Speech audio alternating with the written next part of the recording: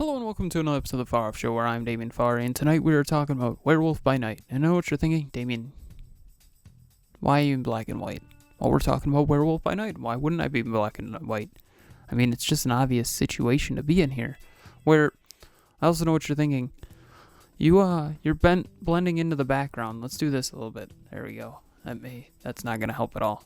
So, really, I want to do black and white, but I didn't coordinate because, as you can see, blending in pretty easily here to this futon, which sucks, but that's okay. Lesson learned. Don't wear black when you're going to make black and white things and sit in something black.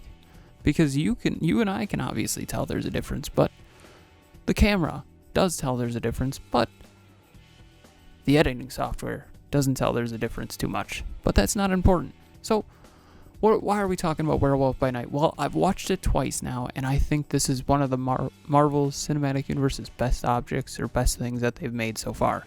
I love it. It's the first Marvel Studios special presentation. It's directed by Michael Giacchino. Giacchino? I don't know how to pronounce his name, but he's the guy who makes all the scores and everything. This is his first directorial debut, and I think he nailed it. I think he did amazing. Teleplay by Heather Quinn and Peter Cameron, and then story by Heather Quinn. I think this works amazing. Great show. I'm really hoping to see what comes of it. We're not going to get into too much spoilers just yet, but we will in just a second talk a little bit more about this. So we got the cast here with his Gail Guinnercio Bernard as Jack Russell - Werewolf by Night. We got Lauren Donnelly as Ella Bloodstone. Harriet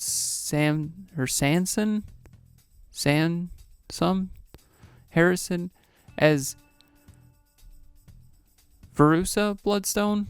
So those are the three main characters of this. The rest of them kind of are just there. They're cool, but they don't really name them too much. So don't really need to talk about them too much there. But they're there. I just need to make that known. So what happens? The plot of this is that everybody wants this Bloodstone. It gave Elsa Bloodstone's dad the ability to just it gave him super strength, if I remember correctly. It gave him, an invincibility factor, which is cool. Everybody wants that. Well, you've got to kill the monster first. So, this is where we get into spoiler territory. They go into this maze place. And first off, it is Jack Russell that goes in there. Jack goes in there, and he goes to find the monster because he's actually friends with the monster. They point that out in a little bit. He doesn't need to kill him because he is the werewolf by night. So I don't really want to spoil this for anybody that hasn't seen it, but this is the big spoiler. Turn away right now. Alright, if you're still here, Swamp Thing is the monster that they're all trying to kill, and Jack is friends with Swamp Thing. Well, they call him Ted, which I think's hilarious, just calling him Ted.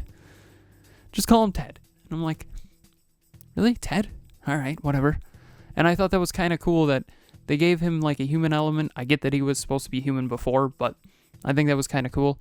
And the, pacing of this is great because they're all trying to get this monster.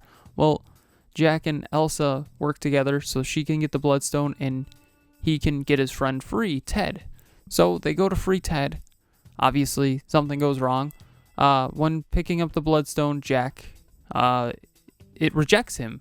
And the reason it rejects him is because he's a monster. So, because it rejected him, they're all like, well, now we get to kill a different monster. Why not? So, they go to kill Jack, and they use the Bloodstone on him. It pisses him off, and he turns into a werewolf, and he kills a bunch of people. Eventually escapes with the help of Elsa. Elsa then gets the Bloodstone and continues on her days as, I guess, the Bloodstone holder? I don't know what you'd call it. There's probably a technical term. I really want the prop, though, for some reason. But it was great. I think the transformation was amazing. I liked how it was in black and white, except the Bloodstone was in red, except one big scene at the end where she gets the Bloodstone and everything turns to color, and I'm like, that was cool.